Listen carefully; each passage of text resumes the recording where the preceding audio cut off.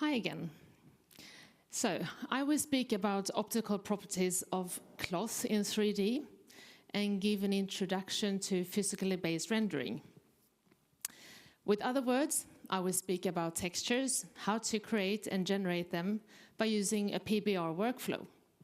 I will speak about maps, how you can tile your scan to create a seamless texture and how to apply them in browser software vStitcher. But before we start, I want to pay attention to the piece of fabric that we have supplied to each one of you. And this fabric we have chosen actually because of its complexity, because it has all sorts of features in it, which is very interesting when you talk about maps. And please make sure you have this in your hand during the session. And if anyone haven't got any, we have some spare ones in the back. So I know that some of you have never worked with 3D, and some of you have maybe just started. And even though you might have worked for several years with 3D in a big organization, it's very likely that someone else is creating these fabrics and maps for you, and you just get the ready fabric to pick up from a fabric library. Therefore, you might not have a full understanding of all the maps. I will try to explain in an easy way, being as pedagogical as I can. So what does PBR actually mean? Well, PBR stands for physically based rendering. It is a method of rendering that provides an accurate representation of how lights interact with material properties. A PBR pipeline has the accurate simulation of photorealism as its goal. Shortly explained, first you have to scan your fabric. You have to tile them and create the maps needed. Lastly, they have to combine in a file format specialized for your software. Browser standard is U3M format, and closed standard is ZFAB. If you have never worked in 3D, you might ask what render actually means. So let's start with defining render. 3D rendering is the 2D image creation process from a digital 3D scene. It is done by using a 3D render engine.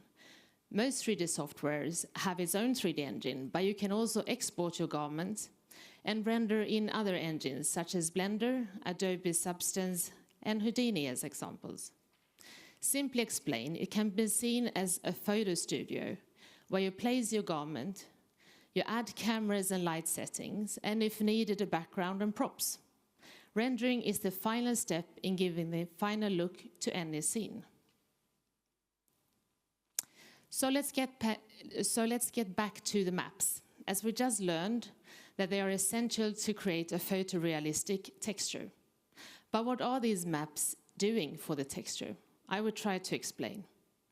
The first and one of the most important maps is, of course, the texture map, which is the scan of the actual real fabric. It can also be called diffuse map, color map, or base map, depending on your software. For example, in browser, it is called diffuse and include texture. The second and equally important map is the normal map. The normal map will help the render engine understand how light bounces off the surface of the geometry. Unlike the texture and normal map, all the other maps are black and white images or the gray scale in between. Displacement map or height map is faking a geometry on the surface of your fabric. The opacity or alpha map contains the transparency information. Roughness map gives you the glossiness or roughness information. And metalness map tells the software the metallic reflection information.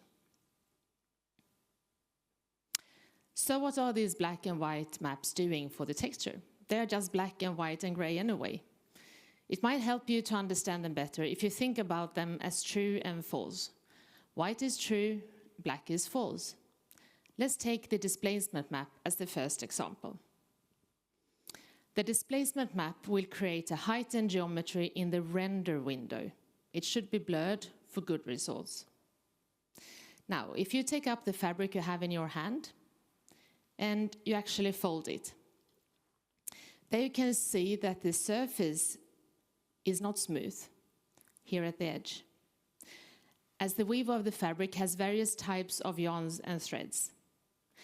It is this bumpy and uneven surface that the displacement map creates. Without this map, the surface will look completely flat, seen from the side.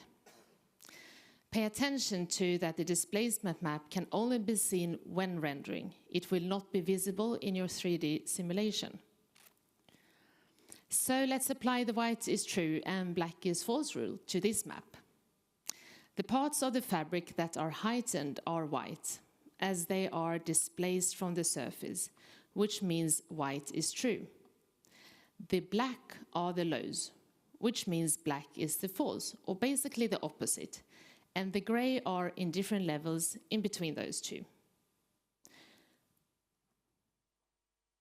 Opacity map, meaning not transparent, tells that the white is not transparent and the white is. And hold up your fabric and compare with the map on the screen. You can see all the places which are see-through and not see-through.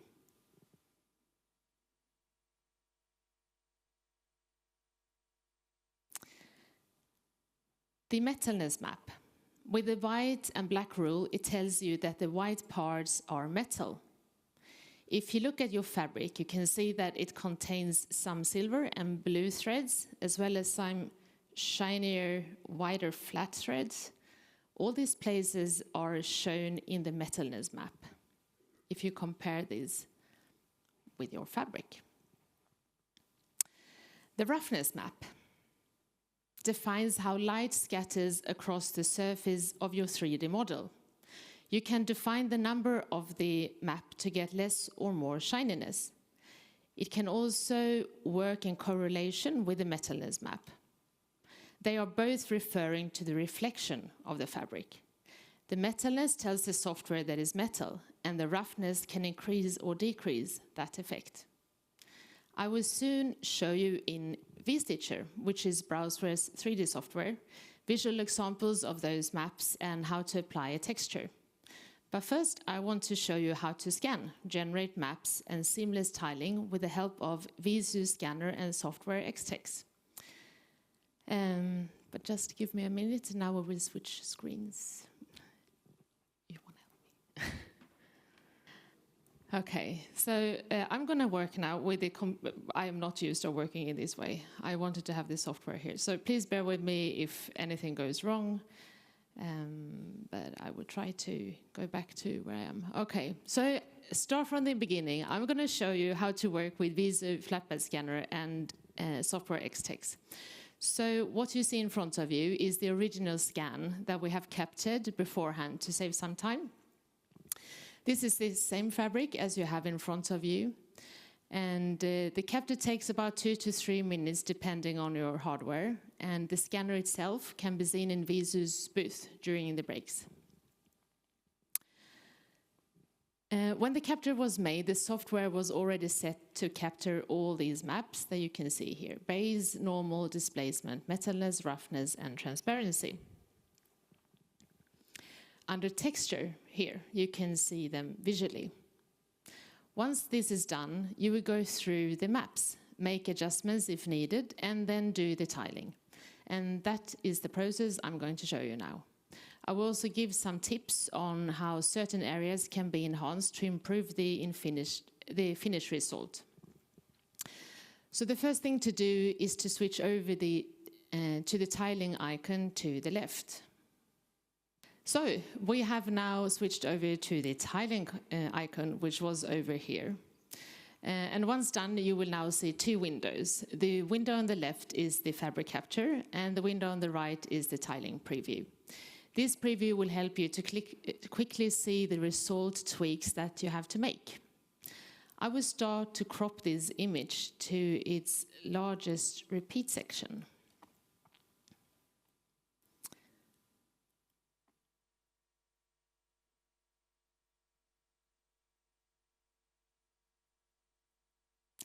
There is also a skew function if you have to use that to get a little bit better crop.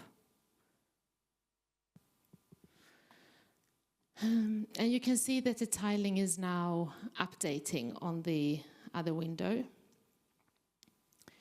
If I would zoom in here now, you would, however, see that it's not perfectly tiled. Can you see these blue lines here? There you can see that it's still not tiled properly. It's only a preview.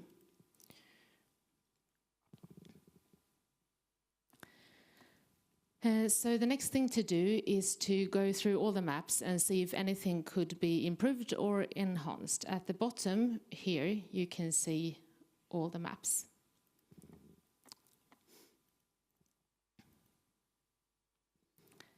So the base map. If you look at the fabric in front of you and compare it with your scan, you can see that the capture has lost some of its color. To fix that, just go to the Adjustments tab and increase the black color slider to, in this case, around 60. I've tried it before, so that's where I am content with the result. And that reminds a little bit more about the fabric you have in front of you. Okay, so I'm happy with that, and I continue with the other maps. The normal map looks good. The displacement map too. We are coming to the metalness. I will zoom this in so you can see it a bit better. So if you again look at your swatch, you can see that this fabric has a lot of metallic threads in it and sporadic flakes throughout and some shinier threads. Now, to accentuate these parts, which should be more metallic, we want to increase the white areas. Coming back to what you have learned before with the true and false rule, this says that in this case, white is true and shows the metallic parts of the fabric. So pull the white slider and lower the number for the white areas. Here you can see on the right side that I'm lowering the white slider. And you can see what happened in the preview window. You can almost immediately see the change, and you can see the difference, I suppose. The roughness map. The roughness map will help to enhance the metallic threads even more. Once again, coming back to the true and false rule, roughness tells you how rough it is. That means that white is true equal to rough.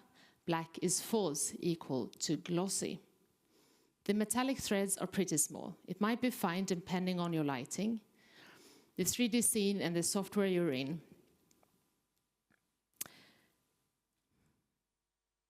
And how well it portrays the metallic features. What I would like to do is to accentuate the metallic parts even more to ensure the result. This we will do with the help of Photoshop by blending in the metalness to make just the metallic parts even shinier, so they pop even more in your render. But before we go ahead doing that, we just check the last map as well as doing the tiling.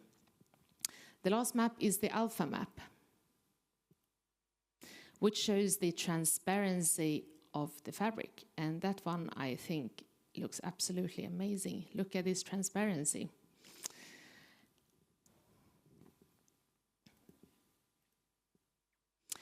Now, when that is done, let's move back to the color map, and we will do the automatic tiling.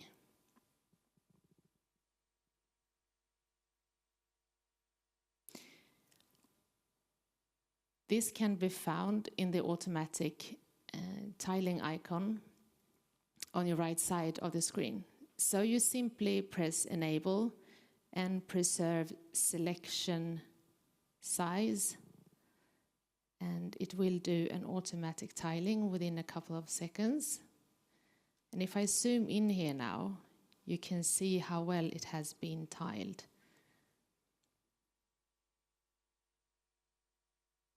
Can you see this blue line over here? Yeah. So this is how well Visu Xtex is actually tiling this very complex texture.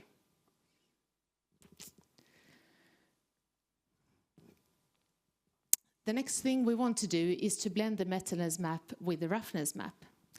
And this we will do with the help of Photoshop.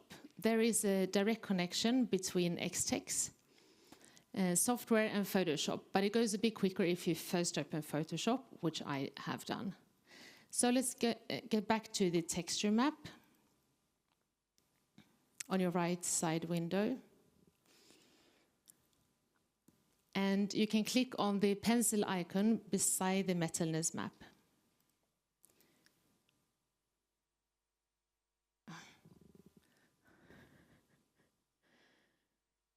You should get another message.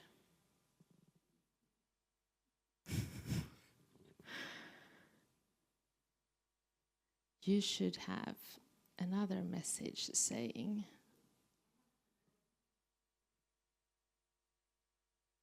oh, sorry, that's the reason. I haven't confirmed the tiling.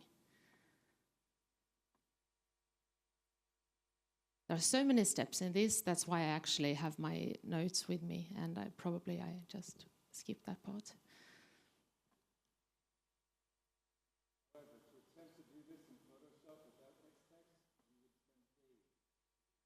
Mm.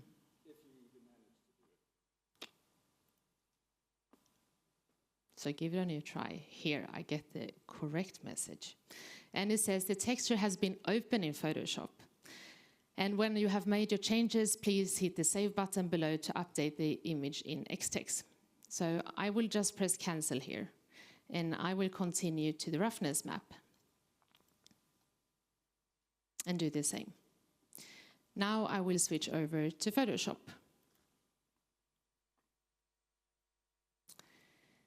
And here you now have both fabrics. Oh.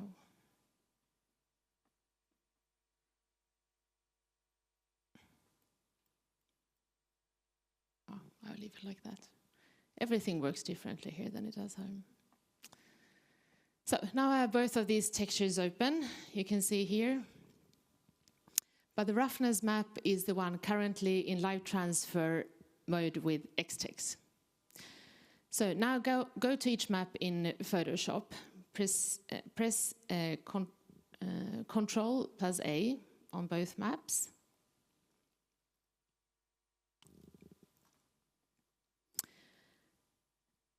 Go to roughness and unlock the background layer like this. Go back to the metalness map, copy it. Go back to roughness and paste it in. I will now hide the metalness map shortly as a reminder how the roughness map looks before the adjustment. This is how it looks like.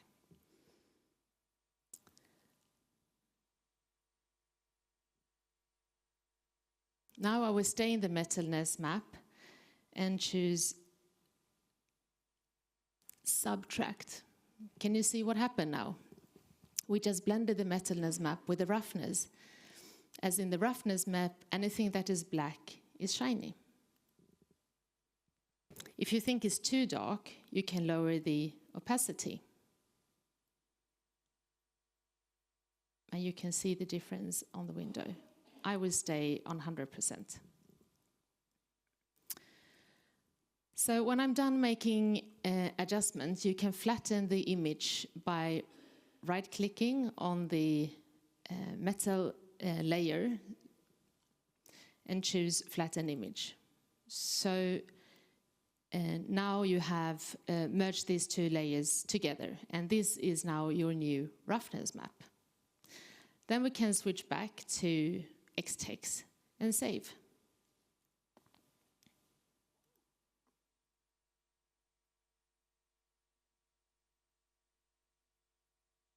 And you can see the new roughness map directly in Xtex software. The next thing to do is to save this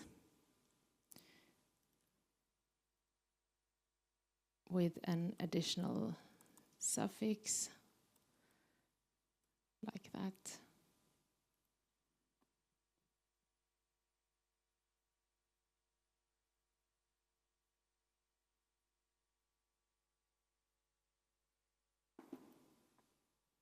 And here you now have your new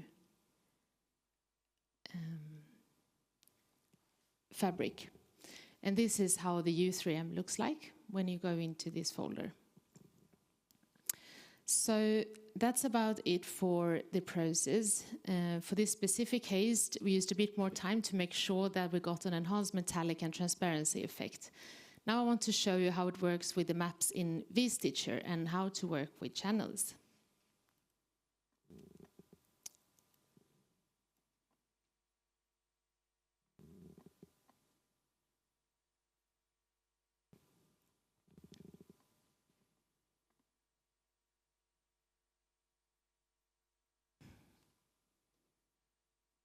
This screen was fitting to a much bigger.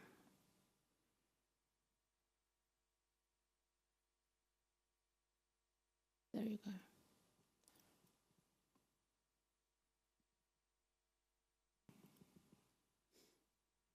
Okay. So now, once you are in a 3D software, you are not just speaking about maps, but also about channels. Every material in vStitcher is made up of channels. Many of the channels have maps, images, and an intensity slider that increases or decreases the effect of that channel. So here I have prepared a cloth with different fabrics, which represents the characteristics of that specific texture. I will show each material so you better can understand what you previously have learned about maps. We will start by adding the fabric we just made. You go to this hamburger menu in your material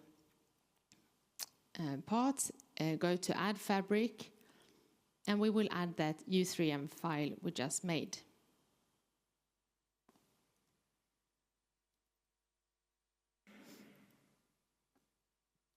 There.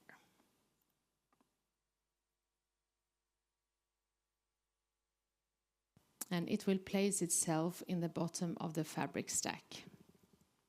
There you go.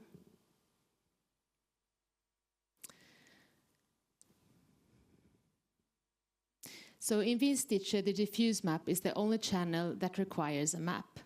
Above the diffuse map is a slider for transparency that can be used to create shear effects, if you look over here. So if I slide this now, you can see that you get different transparency of this fabric.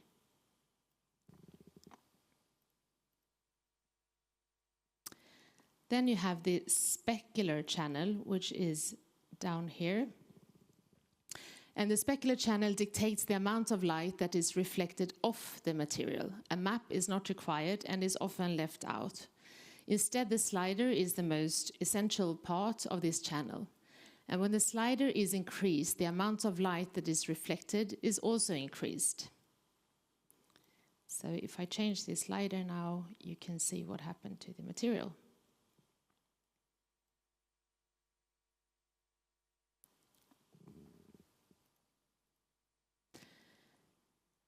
The roughness map, which is down here, works in tandem with the specular channel to determine the material shine. The lower the slider is, the shinier the material gets. So if I would lower this one, you can see that it gets a lot more shiny.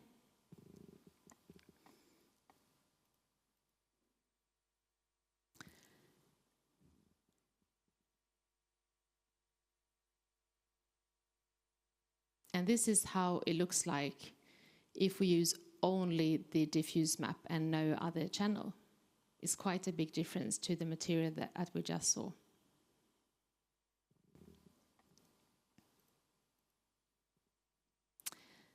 Next, we have the normal channel. Then I've been working with an aluminium material. And as mentioned before, this map is a blue to purple image that gives the material a perceived depth. It does this by reflecting light differently across the material to create shadow. Note there is no actual depth to the surface of the material, which can be seen when zoomed in.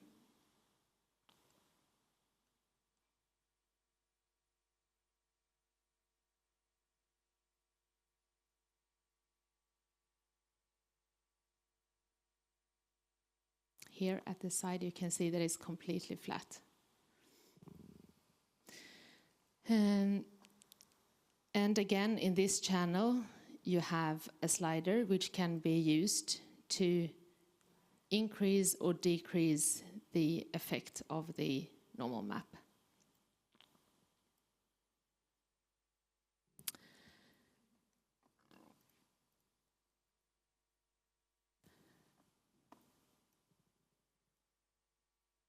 And another channel that is related to the depth of the fabric is the displacement map, which can be found down here, there.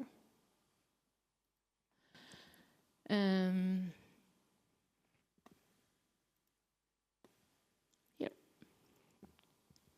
Here you can see the letters BW, but you can't see it on the fabric.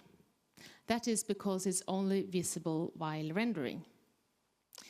To see the result in B-Stitcher, go to Ray Trace and adjust the map in this mode until you are satisfied. And here we're just gonna wait a little bit for the engine to work so we can see the effects of the displacement map and the W print. There you go. So if I would zoom in slightly here,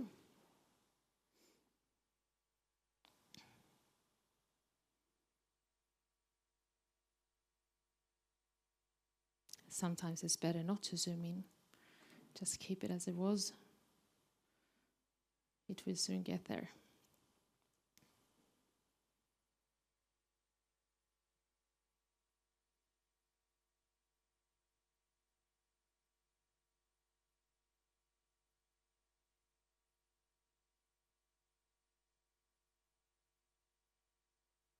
There you go. Now you can also see at the edges of the fabric here the effect that the displacement map has. It is a real depth of the image.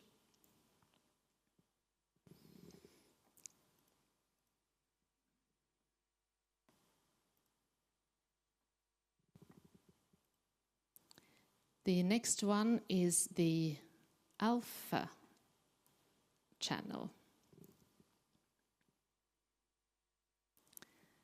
Now it's working.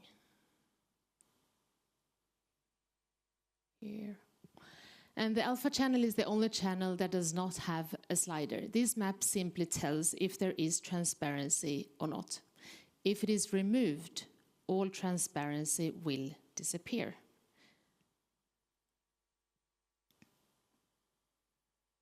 There you go. This is how big difference. So this tells the software if there is transparency or not.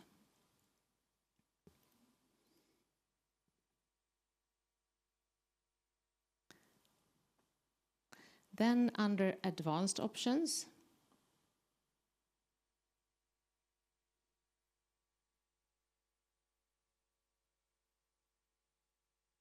you have the metalness channel.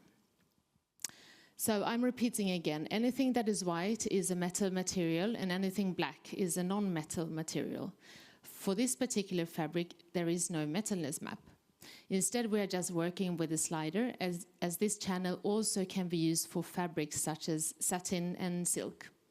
And by increasing the slider value, the intensity of the metalness also increases. So if I change here now, you can see what it does to the fabric. You get more metalness. If you then would combine it with the roughness map and lower the roughness, you can get even more metalness effect. So this is how they can be combined together. And then lastly, we have our very own convention material. With all the maps provided from Visu. So I will zoom in as soon as it comes up here on the screen. And I will remove the avatar or hide it. So we are able to actually see the transparency of this fabric. So I will remove a couple of maps just so you will see the difference of what it does to this actual fabric. So I will start to remove the alpha map. As you can see, the transparency down here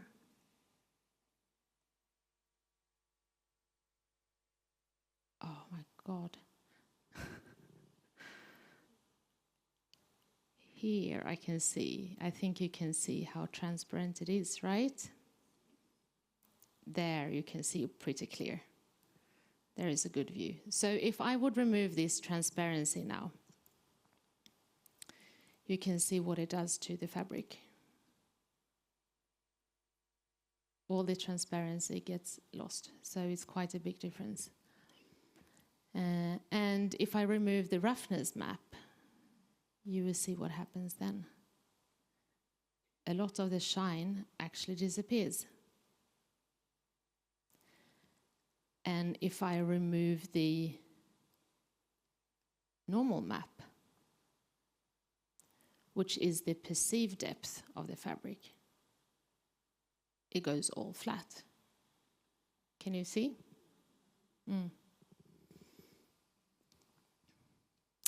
And lastly, I want to show you a turntable of the actual fabric when rendered.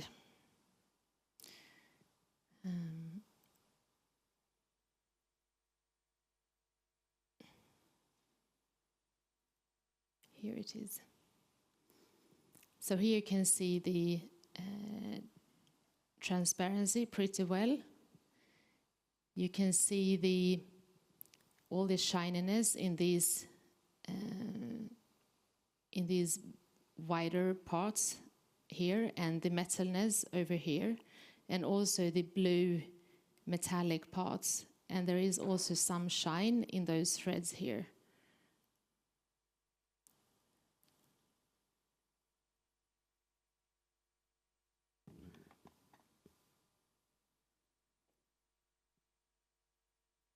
Okay, so that was all for me. I hope you have got a better understanding of the maps, channels, and the PBR pipeline. And if you have more questions, you are welcome to ask in the end of the day. Thank you.